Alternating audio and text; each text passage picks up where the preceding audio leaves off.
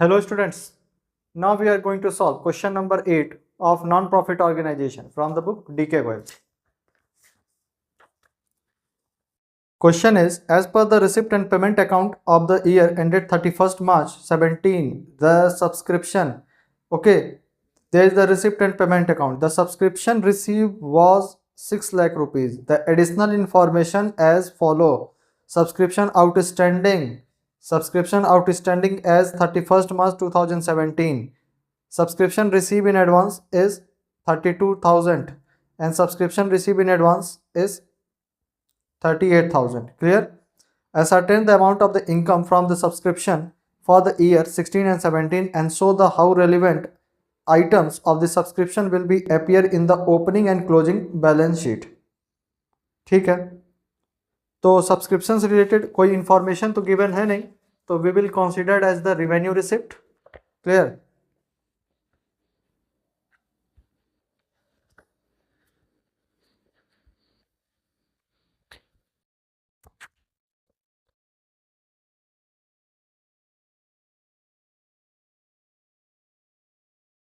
Income and expense account as on 31st March 2017.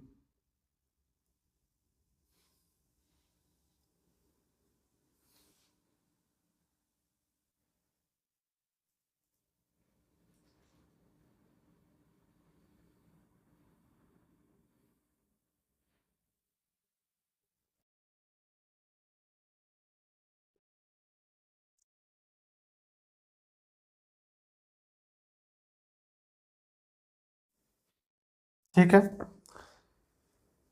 30 subscriptions where 6 lakh rupees. अब ये जो 6 lakh rupees given है ना, इसमें आउटस्टैंडिंग भी है, लास्ट ईयर का भी है, एडवांस भी है, मतलब मिक्स दिया गया है.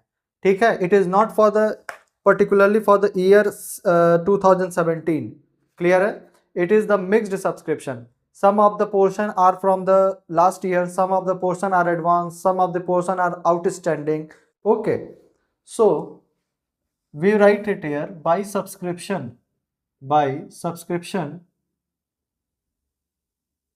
and in the inner column we write 6 lakh rupees. Okay, now the first point is subscription outstanding on 1st 4 2017. हम 17 का बना रहे हैं, सॉरी 16, और ये 16 का इंफॉर्मेशन दिया है, यानी कि 1 अप्रैल 2016 को आउटस्टैंडिंग बैलेंस है, आउटस्टैंडिंग सब्सक्रिप्शन है कितने का? 60,000 का. समझ रहे हो? यानी कि 31 मार्च 2017 इसका सेशन स्टार्ट कब से हुआ होगा? 1 अप्रैल 2016 से. ठीक है, 1 अप्रैल 2016 को आउटस्टैंडिंग कितने का सब्सक्रिप्शन है? 60,000. बट ये जो 1 अप्रैल 2016 का सब्सक्रिप्शन आउटस्टैंडिंग है, ये कहां से कैरी फॉरवर्ड हुआ है? ये कैरी फॉरवर्ड हुआ है कहां से? इसके लास्ट ईयर 31 मार्च 2016 से. ठीक है, 31 मार्च 2016 को ये 60,000 का सब्सक्रिप्शन आउटस्टैंडिंग रहा होगा. क्लियर? अब जब नया मेरा सेशन स्टार्ट होता है, ठीक है, अकाउंटिंग ईयर जब नया स्टार्ट हुआ, तो 1 अप्रैल 2016 को यही जो क्लोजिंग आउटस्टैंडिंग है, ये ओपनिंग फिगर इसकी बन गई कि ये भी आउटस्टैंडिंग चल रहा है. ठीक है, जितना यहां पे दिख रहा है उतना ही यहां पे दिखेगा 60,000. क्लियर है? कहने का मतलब ये है मेरा कि ये जो 60,000 का जो अमाउंट दिख रहा है आपको outstanding subscription, this is not related to this current year 16-17. This is not related to 16 and 17. So we will not add this in 6 lakh rupees. ठीक है, हम इसमें इसको नहीं गिनेंगे, इसमें ऐड नहीं करेंगे. ठीक है, तो क्या करेंगे फिर? इस 6 लाख रुपीज में 60,000 लास्ट ईयर का आउटस्टैंडिंग सब्सक्रिप्शन भी दिया हुआ है, यानी कि हमको केवल इस साल का चाहिए. हमने बताया भी था लास्ट वीडियो में कि इनकम एंड एक्सपेंस अकाउंट जो है ये एक्रूअल बेसिस पर बनता है, प्रिपेयर होता है कि इस साल का कितना इनकम हुआ, इस साल का कितना एक्सपेंस हुआ. ठीक है, कोई लास्ट ईयर का ट्रांजेक्शन्स रिकॉर्ड नहीं किया जाएगा, या कोई एडवांस ट्रांजेक्शन्स रिकॉर्ड नहीं किया जाएगा, या कोई नेक्स्ट ईयर का कोई ट्रांजेक्शन होगा वो रिकॉर्ड नहीं किया जाएगा। ओके, सो इस 6 लाख रुपीज में ये जो 60,000 का अमाउंट दिख रहा है वो लास्ट ईयर से रिलेटेड है, तो we will subtract it from 6 lakh rupees less outstanding subscription 31 March, नहीं सॉरी, 1 अप्रैल 16, 1 अप्रैल 16, एंड कितने का आउटस्टैंडिंग है? 60,000। ब्रैकेट का मतलब होता है कि सब्ट्रैक्शन हो रहा है, क्लियर है? 60,000 का सब्ट्रैक्ट हो गया। Now let's see the next point. Subscription outstanding on 31 March 2017।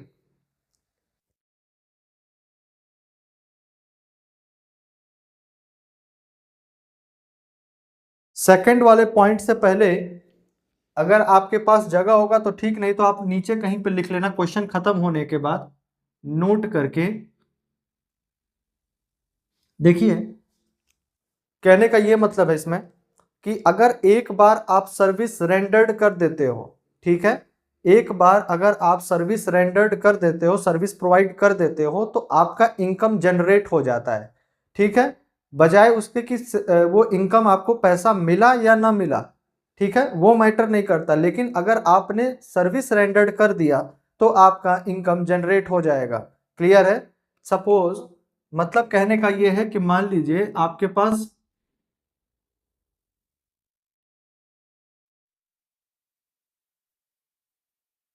ठीक है, आपके पास 4 कोई क्लाइंट है जिसको आपको सर्विस देनी है, ठीक है, या सपोज कि 4 स्टूडेंट्स हैं, ये सारे ये स्टूडेंट हैं ए, बी, सी और डी, ठीक। अब आपने इनको पढ़ाया, सर्विस दिया, और at the end of the year they will give you a fees. तो ए ने आपको दे दिया, बी दे दिया, सी ने भी दे दिया, लेकिन डी जो है अभी नहीं दिया है, क्लियर है? ये हम डॉट लाइन से रिप्रेजेंट कर रहे हैं। अब मान लो कि हर जो स्टूडेंट है उसकी फीस 5,000 रुपीज है, तो आपको कैश कितना रिसीव हुआ? 5 3 जा 15, 15,000, एंड आउटस्टैंडिंग अभी कितना है? 5,000। ओके, समझ रहे हो ना? आपको कैश कितना रिसीव हुआ है? 15,000, और आउटस्टैंडिंग कितना है? 5,000, ठीक है। लेकिन जब आप इनकम एंड एक्सपेंस में जब आप इसको इनकम अपने दिखाओगे ना, तो आपका टोटल इनकम कितना हो गया? टोटल इनकम आपका कितना हो गया? आपका टोटल हो गया इन दोनों का एडिशन, यानी कि 20,000। आपके पास टोटल स्टूडेंट कितने थे? 4 थे, और पर स्टूडेंट फीस थी 5,000, यानी आपकी टोटल इनकम कितनी हो गई? 20,000 हो गई। जब आगे आप जाओगे तो अगर सॉरी, आगे आप जब बीकॉम वगैरह में जाओगे तो इनकम टैक्स मिलेगा, उसमें आपको ये टैक्सेशन की सिखाया जाएगा, इनकम टैक्स में कि कैसे टैक्स कैलकुलेट करते हैं। तो ये इसलिए होता है कि हर साल का हमको इनकम टैक्स देना होगा, क्लियर है? हर साल का हमें इनकम टैक्स देना होगा। हम ये नहीं दिखा सकते कि इस साल ड्यू है और इतने नहीं, हम इतने ही देंगे, नहीं, फिर इस तरह कन्फ्यूजन हो जाएगा। कहने का मतलब यह है कि आपको 20,000 इनकम शो करना है और इसी 20,000 पर आपको टैक्स देना पड़ेगा, क्लियर है? अब आप उसको बाद में रिकवर कर लेना बच्चे से मांग करके, वो आपकी टेंशन है, ठीक है, लेकिन आपको टैक्स इस पूरे 20,000 पर ही देना पड़ेगा। तो कहने का मतलब यह है कि अगर आपने एक बार सर्विस रेंडर्ड कर दी तो आपका इनकम जनरेट हो जाता है, ठीक है। अब ये मैटर नहीं करता कि आपका कुछ अमाउंट आउटस्टैंडिंग है या कुछ ड्यू पड़ा हुआ है, क्लियर? सो एक नोट करके लिख लीजिएगा, नीचे अगर जगह नहीं होगा तो कहीं अलग से लिख लेना बाद में। Once the service is rendered, once the service is rendered, income is generated, no matter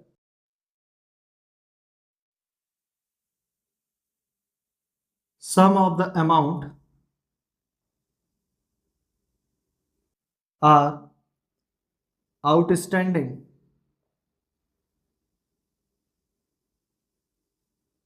okay, ये मैटर नहीं करता है कि कुछ आउटस्टैंडिंग है या कुछ ड्यू है।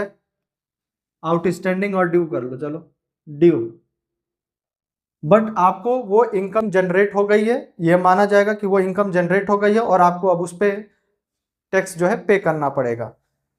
समझ में आया?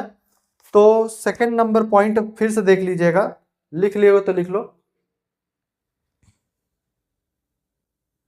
चलिए, सेकंड नंबर पॉइंट है कि subscription outstanding on 31 March 2017 is 40,000। ठीक है, 31 मार्च 2017 को, 31 मार्च 2017 को सब्सक्रिप्शन आउटस्टैंडिंग है कितने का? 70,000 I think, 40,000, 40,000।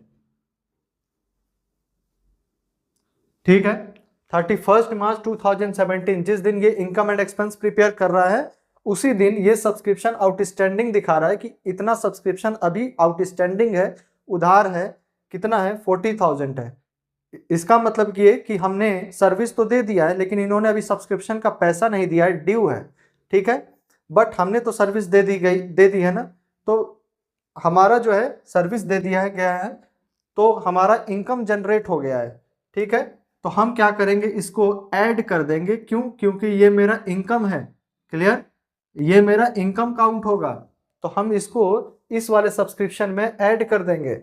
Outstanding subscription, outstanding subscription कितना? As on 31 March 2017 and the amount is 40,000 will be added in 6 lakh rupees. आ रही है बात समझ में? क्योंकि इस दिन इनकम एंड एक्सपेंस अकाउंट जब हमने बनाया उस दिन पता चला कि भाई 40,000 अभी हमको लेना है, कस्टमर से अपने लेना है। ठीक है, आप लेते रहिएगा लेकिन आप इसको यहाँ पे इनकम शो करिए ताकि आप इस पे इनकम टैक्स में जाकर के इनकम टैक्स फाइल करोगे। ठीक है, इनकम टैक्स हमारे लिए नहीं बैठा रहेगा कि हम अगले साल जब हम रिकवर करेंगे तब उस पर टैक्स देंगे। ठीक है, वरना इस तरह से मिसयूज होने का, इनकरेक्ट होने का चांस है, एरर हो जाएगा इस तरीके से। ठीक है, तो हम इसको 40,000 को इसमें ऐड कर देंगे। क्यों? क्योंकि एक बार अगर सर्विस रेंडर्ड हो गया है तो आपकी इनकम जनरेट मान ली जाती है। Then next third point is subscription receive in advance as on 1/4/2016। देखिए 1/4/2016 को, 1 अप्रैल 2016 को, यानी कि इस दिन की जो काउंटिंग ईयर की जो पहला दिन था, फर्स्ट ईयर था, उस दिन क्या हुआ है? उस दिन हमको आउटस्टैंडिंग सब्सक्रिप्शन एडवांस में रिसीव हो गया है। सब्सक्रिप्शन जो है एडवांस में रिसीव हो गया है। कितना? 32,000। यही है ना? हाँ, सब्सक्रिप्शन हमको 32,000 एडवांस में रिसीव हो गया है। क्लियर? अब जब हमको सब्सक्रिप्शन एडवांस में रिसीव हुआ है और आज पहले ही दिन क्या बोलते हैं, आज पहले दिन ही हमको क्या बोलते हैं रिसीव हो गया है, तो एडवांस में रिसीव हो गया, यानी किस साल के लिए रिसीव हुआ है? इस साल के लिए हुआ है कि अगली साल के लिए हुआ है? इसी साल के लिए हुआ है। भाई पहले दिन ही हमने पूरा का पूरा 1 साल का कैश उठा करके सब्सक्रिप्शन फीस पे कर दिया। ठीक है, 32,000, यानी किस साल के लिए पे किया है? इसी साल के लिए पे किया है ना, तो ये एक्रूअल बेसिस पर होगा। तो जो इस साल के लिए होगा हम इसमें क्या करेंगे? ऐड कर देंगे। तो we will add advance subscription and as on 1st April 2016 and the amount is 32,000। Clear? 32,000 rupees हमको एडवांस में रिसीव हो गया है, इस साल का है इसलिए हमने इसको इसमें ऐड कर दिया। The fourth point is subscription receive in advance as on 31 March 2017। Okay, 38,000। ये अमाउंट यहाँ चेंज हो गया है, 38 हो गया, और ये हो गया 31 मार्च 2017। 31 मार्च 2017 यानी कि आज जिस दिन हम ये इनकम एंड एक्सपेंस बना रहे हैं, ठीक है, आज जब हम ये इनकम एंड एक्सपेंस बना रहे हैं उस दिन क्या हुआ? उस दिन कुछ कस्टमर्स आए और हमको एडवांस में सब्सक्रिप्शन फीस पे करके चले गए। ठीक है, एडवांस में सब्सक्रिप्शन 38,000 पे करके चले गए।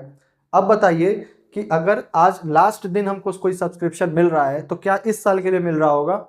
नहीं, नहीं ना। अगर हमको आज के लास्ट के दिन एडवांस में कुछ सब्सक्रिप्शन मिल रहा है तो क्या आज इस साल के लिए मिल रहा है? 17 वाले ईयर के लिए मिल रहा है क्या? 16-17 के लिए मिल रहा है? नहीं, ये मिल रहा है 17-18 के लिए, अगले साल के लिए, नेक्स्ट ईयर के लिए. So it is related to the next year. Okay, so we will subtract it from 6 lakh rupees. Advance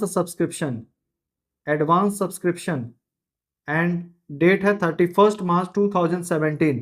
We receive on the last date of this accounting year, and so this is related to the next year. This is the advance subscription. This is related to the next year. So we subtract 38,000 from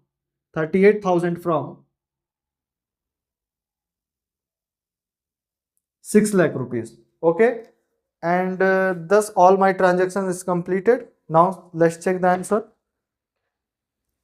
6 lakh minus 60,000 plus 40,000 plus 32,000 minus 38,000, 5,74,000. 5,74,000. ठीक है, correct है. तो बात समझ में आ गई होगी कि इस एडवांस सब्सक्रिप्शन हम लोग जो लास्ट क्लोजिंग बैलेंस होता है, एडवांस सब्सक्रिप्शन का जो क्लोजिंग बैलेंस होता है उसको हम लोग माइनस करते हैं. Okay, and we add the opening advance subscription, opening figure of the advance subscription we will add, and opposite of this we less the outstanding subscription opening figure, we will subtract it from, and outstanding का closing balance हम लोग इसको add कर देते हैं. Clear है? खैर इस तरीके से रटने वाली लैंग्वेज पे मत समझना, इस तरीके से समझ लो जैसे मैंने बताया है. ओके, बात समझ में आ रही है? So your question number 8 is completed, and in the next video we will see some other questions related to some more concept. Okay, thank you.